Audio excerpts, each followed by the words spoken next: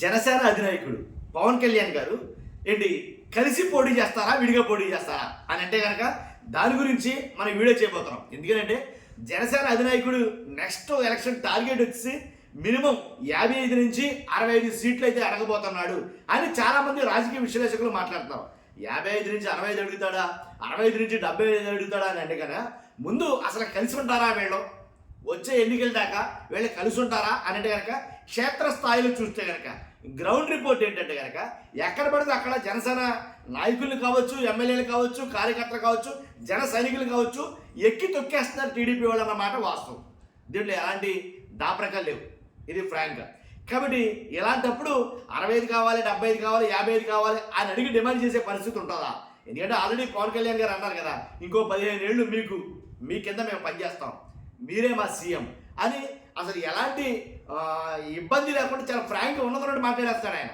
15 ఏళ్ళ పాటు మీతో పాటు ఉంటాం, మాకు సీఎం అవసరం లేదు, ఏమవసరం, మీ కింద మేము పనిచేస్తాం అని అయితే మాట్లాడతాడు. కానీ ఈ మాట్లాడే నేపథ్యంలో మరి ఇప్పుడు ఎందుకని రాజకీయ విశ్లేషకులు ఈ అంశాన్ని తెర మీద తీసుకొచ్చారు నాకు అర్థం కావట్లా. ఏంటనేది చెప్పే ముందు ఫస్ట్ అయితే కనుక లైక్ చేయండి మీరు. ఎందుకంటే జనసేన అధినాయకుడు 65 అడుగుతాడా, 55 అడుగుతాడా, 75 అడుగుతాడా ఏంటనేది చూద్దాం. ఫస్ట్ లైక్ చేయండి. లైక్ చేస్తే ఇన్ఫర్మేషన్ ఎక్కువ మంది షేర్ అవుతుంది. అంతేకాదు కొత్తగా మన ఛానల్ చూస్తే కనుక పక్కాగా సబ్స్క్రైబ్ చేయండి. మీ అమూల్యమైన అభిప్రాయాన్ని కామెంట్ రూపంలో తెలియజేయండి. జనసేన పార్టీ రాబోయే ఎన్నికల్లో ఎన్ని సీట్లు అడగబోతుంది, అసలు కలిసి పోటీ చేస్తారా, వీళ్ళు విడిగా పోటీ చేస్తే గెలుస్తారా, గెలవరా, ఇవి ప్రశ్నలు. ప్రస్తుతానికి 21 మంది ఎమ్మెల్యేలతోటి 100% స్ట్రైక్ రేట్ తోటి మన మామూలు కదనమాట 100% స్ట్రైక్ రేట్ తోటి ఉన్నాము అని చెప్పుకున్నారు జనసేన పార్టీ వాళ్ళు. కాబట్టి నా ఉద్దేశం ఏంటంటే పవన్ కళ్యాణ్ గారు ఖచ్చితంగా కలిసే ఉంటారు. కలిసి లేకపోతే కనుక ఆయన తెలిసిన బండగా ఒక మాటలో చెప్పాలంటే ఆయన తెలిసిన సూత్రం ఏంటంటే విడిగా, అంటే విడివిడిగా, జనసేన విడిగా, టీడీపీ విడిగా, బీజేపీ విడిగా, వీళ్ళ ముగ్గురు విడివిడిగా వెళ్తే జగన్ గారిని జస్ట్ ఏమన్నా ఇలా టచ్ కూడా చేయలేరు అనమాట. ఎందుకంటే ఆ లెవెల్లో తీసుకెళ్ళి కూర్చోబెడతాడు ఆయన. ఆ నెంబర్ని, ఆ పోటీ చేస్తే ఆ నెంబర్ని వీళ్ళు కనీసం టచ్ కూడా చేయలేని పొజిషన్లో తీసుకెళ్ళి కూర్చోబెడతాడు ఆయన. అసలు డిపాజిట్లే రావు అనేది ఆయన కొంతమంది మాట్లాడతారు. నేను అలా మాట్లాడను, కానీ అసలు గెలుపు సునాయాసంగా గెలిచేస్తాడు ఆయన. దీంట్లో ఎలాంటి డౌట్ లేదు. అంటే ఇన్నేళ్ల రాజకీయ అనుభవాన్ని మొత్తం రంగరించి మరీ చెప్తున్నా. నా రాజకీయ అనుభవాన్ని అంతా కూడా ఎనలిస్ట్గా ఏంటి, కాబట్టి అసలు డౌట్ లేదు. అసలు దీనికి ఎలా చెప్పాలి అర్థం కావట్లేదు, వేరే మాటలుంటే బాగుండు.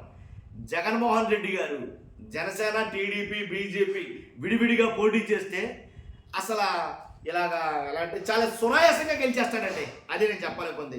కాబట్టి అలాంటప్పుడు విడివిడిగా పోటీ చేయకూడదని పవన్ కళ్యాణ్ గారికి బాగా తెలుసు. దాంట్లో ఎలాంటి డౌట్ లేదు. అందుకని ఆయన ఎప్పుడు చెప్తాడు మొహమాటం లేకుండా పవన్ కళ్యాణ్ గారు కలిసే పోటీ చేయాలి, విడివిడిగా అయితే మనం ఎదుర్కోలేం అని ప్రజలందరికీ చేసేలాగా పెద్ద వేదికల మీదే మాట్లాడాడు ఆయన.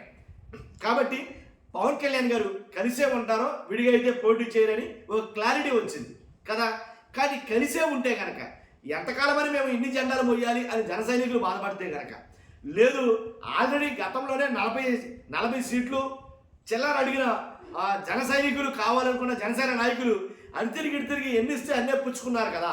వాస్తవంగా అయితే కనుక 21 అన్నీ వదులుకున్నారు. దానికి త్యాగాలని పేరు పెట్టాలో ఏమని పేరు పెట్టాలో మొత్తానికి 21కి ఖాయం చేసుకున్నారు.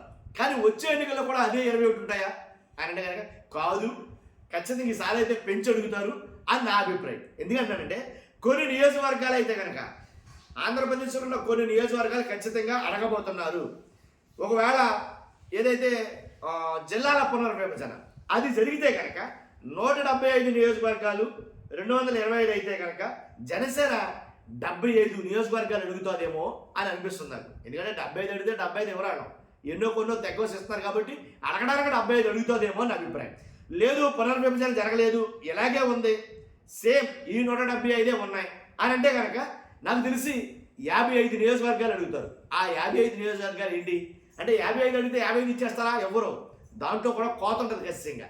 కాబట్టి ఆ 55 అడిగితే కనుక అదం ఎలా లెక్కేసుకున్నా సరే ఓ 15 ఎంతో తీసేసి ఆ సీట్లు ఇస్తారేమో, మిగిలిన 40 ఇస్తారేమో అనేది నా అభిప్రాయం. కాబట్టి 55 స్థానానికి అభ్యర్థులు ఉన్నారంటే లేరు, ఆ 21 పెట్టడానికే తలమునకలు అయిపోయారు. ఆ 21 మంది ఎమ్మెల్యేలు గెలిచిన ఎమ్మెల్యేల్లో 21 మందిలో కూడా 21 మందిలో 11 మంది టీడీపీ ఎమ్మెల్యేలే. దాంట్లో ఎలాంటి డౌట్ లేదు. అంటే జనసేనకి ఎమ్మెల్యే అభ్యర్థిగా నిల్చోబెట్టడానికి ఎమ్మెల్యే అభ్యర్థులే లేరు మొన్న జరిగిన ఎన్నికల్లో.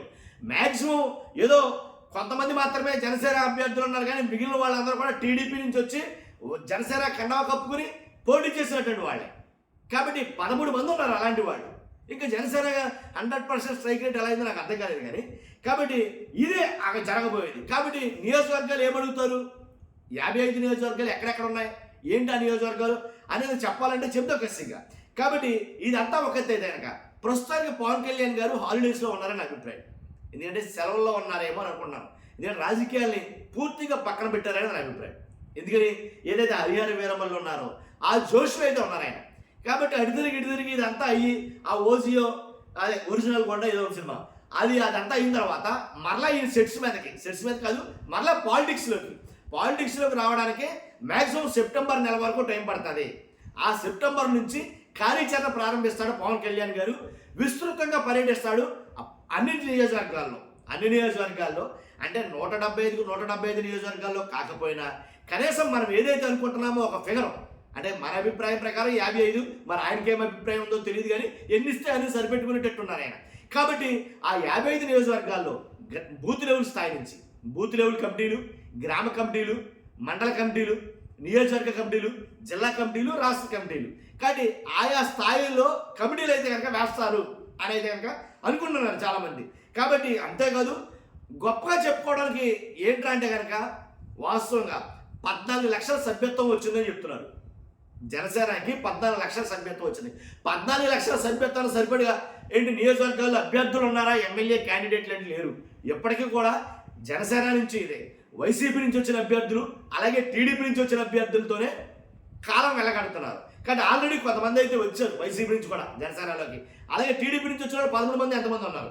కాబట్టి అదండి జరుగుతుంది. కాబట్టి ఈ రకంగా చూసుకుంటే కనుక కొన్ని నియోజకవర్గాలు కైకలూరు కానీ, ఒంగోలు కానీ, జగ్గైపేట కానీ, పొన్నూరు కానీ, అంటే వాళ్ళు తీసుకున్న 21 నియోజకవర్గాలు కాకుండా ఇవి కూడా అడుగుతారు. వీటితో పాటు ఇంకా సుమారు వెళ్ళేదైనా ఒక 30 నియోజకవర్గాలు అయితే కనుక నోటీస్ చేశారు, అండర్లైన్ చేశారు. కాబట్టి వాటిలో ఎలాంటి కార్యాచరణ లేదు, పార్టీ ప్రణాళిక అంటూ ఏమి లేదు ఇంకా అసలు ప్రస్తుతానికి అయితే కనుక.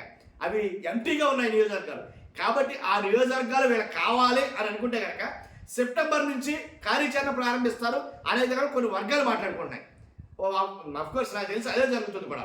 కాబట్టి ఈ 55 నియోజకవర్గాల్లో పార్టీని పునఃప్రతిష్ఠ చేయడం లేదా ప్రతిష్ఠ చేయడం, 55 నియోజకవర్గాల్లో పార్టీని ప్రతిష్ఠ చేయడమే చాలా గొప్ప విషయం రానున్న ఎన్నికలకి. కాబట్టి అది ఎప్పుడు జరుగుతుంది ఏంటనేది అర్థం కాని పరిస్థితి. కాబట్టి పార్టీ ప్రతిష్ఠ మీద పటిష్టపరచడం మీద పవన్ కళ్యాణ్ గారు ఇంకా అంత శ్రద్ధతో చూపడం లేదన్నమాట వాస్తవమే. కానీ జన సైనికులు, జనసేన నాయకులు వాళ్ళ ఆలోచన తీరు ఎలా ఉందంటే కనుక లేదు మనకు పొత్తొద్దు, ఎందుకంటే పొత్తు అంటే మమ్మల్ని నరకం చూపిస్తున్నారు మాకు వాళ్ళు, కానీ మనం విడిగా పోటీ చేద్దాం అనే భావన మాత్రం జన సైనికులు కాబట్టి జనసేన నాయకులకి అందరికీ ఉంది. కానీ ఆ భావన అధినాయకుడికి లేదు. కాబట్టి ఇలా ఉంటేనే మనకు మనుగడ, ఇలా ఉంటేనే కొద్దికాలం రాజకీయాల్లో ఉంటాం అనే భావం ఉన్నట్టుంది. కాబట్టే ఆయన ఆ రకంగా ఉన్నారేమో అని అనిపిస్తుంది. కానీ చూస్తున్నాం మీరు అందరూ కూడా మీ అభిప్రాయం అంటే ఖచ్చితంగా 100% తెలియజేయండి. ఎందుకంటే జనసేన పార్టీ ఒంటరిగా పోటీ చేస్తుందా లేదా కలిసి పోటీ చేస్తుందా, ఎన్ని సీట్లు అడగబోతుంది అంటే ఎప్పటి నుంచే ఆల్రెడీ ప్లాట్ఫామ్ సిద్ధం చేసుకోబోతున్నారు. కాబట్టి మనం ఈ వీడియో చేసాం. చూస్తున్న మీరు అందరూ కూడా ఫస్ట్ అయితే లైక్ చేయండి. లైక్ చేశారా? కొత్తగా మన ఛానల్స్తో పక్కాగా సబ్స్క్రైబ్ చేయండి. మీ అమూల్యమైన అభిప్రాయాన్ని కామెంట్ రూపంలో తెలియజేయండి. Thank you very much.